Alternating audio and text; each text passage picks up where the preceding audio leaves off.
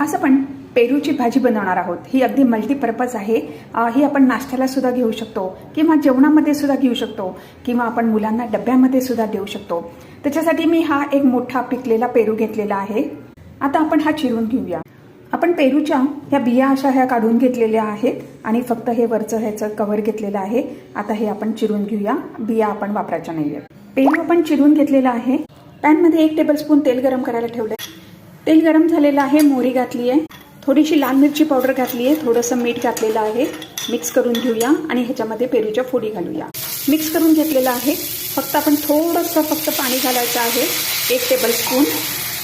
आता आपण झाकण ठेवायचं आहे आणि 5 मिनिटं मंद विस्तवावरती भाजी शिजवून घ्यायची आहे। झाकण काढलं आहे। थोडासा आपण चवीपुरता ह्याच्यामध्ये गूळ घालूया आणि मिक्स करून घेऊया। आपली भाजी झालेली आहे, विस्तव बंद करूया। आपली पेरूची आंबट गोड तिखट भाजी आता तयार आहे। ही आपण चपाती